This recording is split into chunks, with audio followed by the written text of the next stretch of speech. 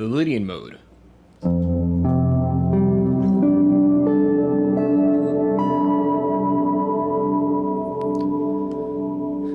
It's the mode that happens when you stack fifths. It's the fourth mode of the major scale, and it's even so great that George Russell created the Lydian chromatic concept based on this Lydian mode. And while this mode is so great, it actually has a few cousins. Now if you're watching this video, you probably already know that modes are within the major scale, but we can actually find modes within other scales like harmonic minor, melodic minor, harmonic major, and all this kind of stuff. And within a few of those, we have a few of Lydian's cousins.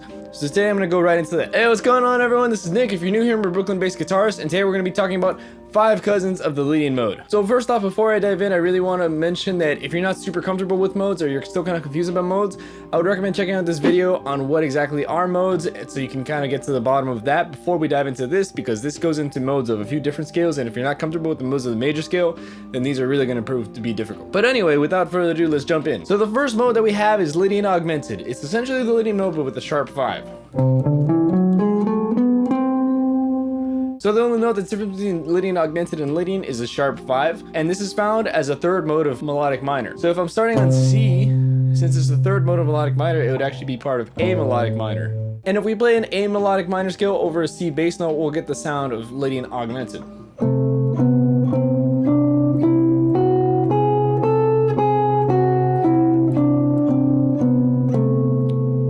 Interesting sound. In general, for all these, what I would recommend is playing the scale over a pedal like that. If your polyphonic chops are not too great, then you can get a looper pedal, or you can get like a cello drone or something like that, but I would recommend hearing that in motion, so that way you can kind of get your ears acquainted with these sounds. This one's a really great utility, and I use this over a lot of augmented major 7th chords, but you could actually also use it over regular major 7th chord, and it would be just like a slight dissonance, if you will. There's not really a good way that I found to voice it that you can have the major 7th, the 3rd, the sharp 4, and the sharp 5. This is probably the closest way, and then you have to sort of tap on C, but if you have a bass player with you, they can play the C. Or maybe something like this.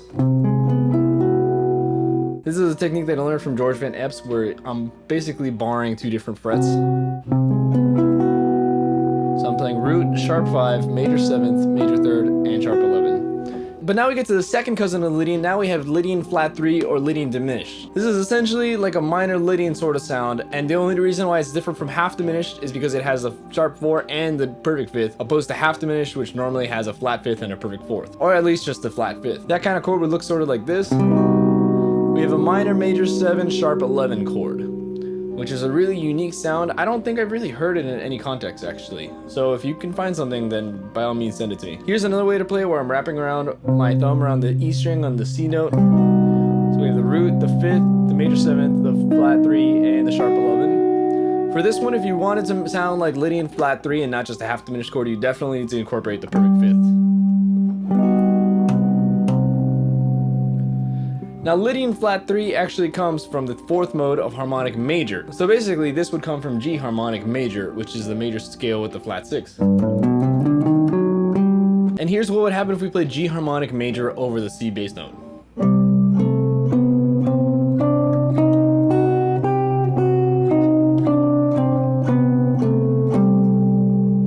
Really cool sound. This one you can use over actually regular minor 7th chord or minor major 7th chords, but just be aware it's going to be pretty dissonant because we have a half step here. What I really like about harmonic major and minor is that they have 3 different half steps within them. So for example, from G harmonic major, we have F sharp to G, and then we also have B to C, then we have D to E flat. So when we're playing over a minor 7th chord,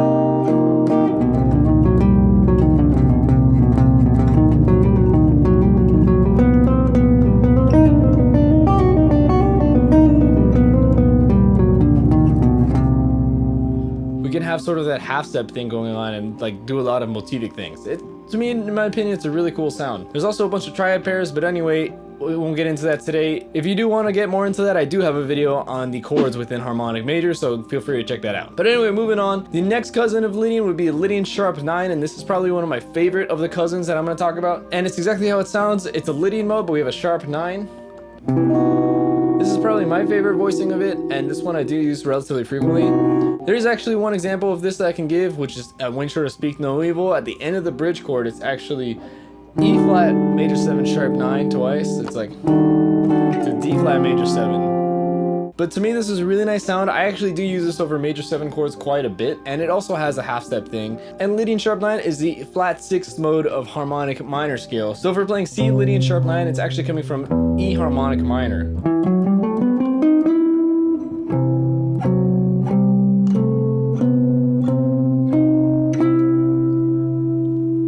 And the same thing I said earlier with the harmonic major, where it has a lot of half steps, this one also has a lot of half steps. In E harmonic minor, we have D sharp to E, and then we have F sharp to G, and then we also have B to C. So we have this.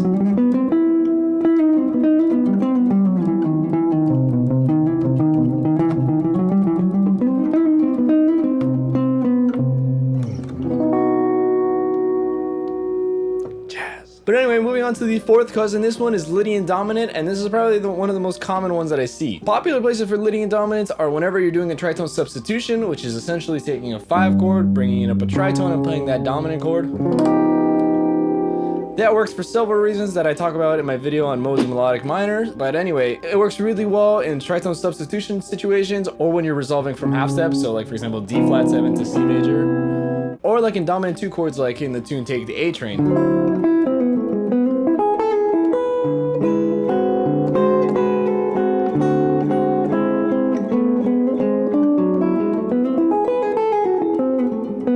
This one is the 4th mode of melodic minor, so C Lydian dominant would actually come from G melodic minor.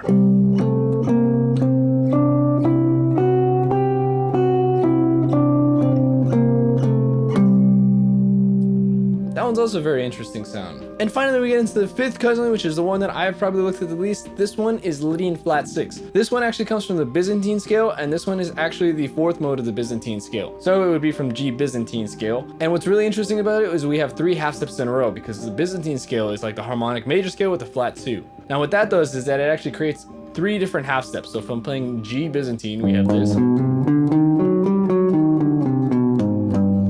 But we actually also have this F sharp, this major 7. So we actually have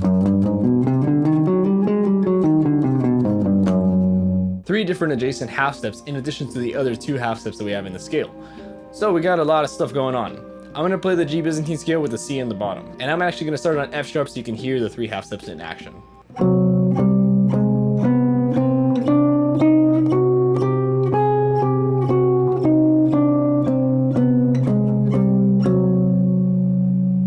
It's a really interesting sound. It's sort of really hard to voice this one on guitar, and on piano it would sound dissonant too, because again we have the 3 half steps. So those 3 half steps, F sharp, G, and A flat, when you're putting it into perspective of C, they translate to the sharp 4, the perfect 5th, and the flat 6. Now the only way I could really think of playing that is something sort of like this.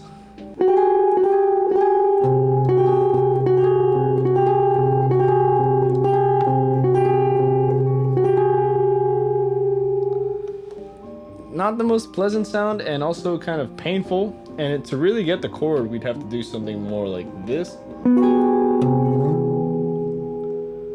I guess, or I guess you can kind of do this. Yeah, that would give it to you. This is the kooky voicing you could use.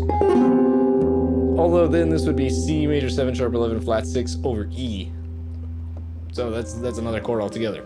And as a bonus, if you wanted a song to improvise over this, I recommend the tune Inner Urge by Joe Henderson, because it's basically all Lydian chords. And over this song, you can use any of the Lydian variations and try them out using scales over that, except kind of Lydian dominant, but actually there's a B flat 7 sharp 11 chord towards the end of it, so you can actually use that on that part. But anyway, it's a really great tune, and I love that tune. It's a great workout to work out all of these ideas, and I've certainly worked out a lot of the ideas on them. And if you want to get more information on the Lydian chromatic concept, I actually made a video on George Russell's tonal order where I sort of break down the sort of beginnings of Lydian chromatic concept. And if you want to just get better in modes in general, I actually have a playlist called Mode Guide where I have all these videos on modes, so if you want to learn about modes, check that out.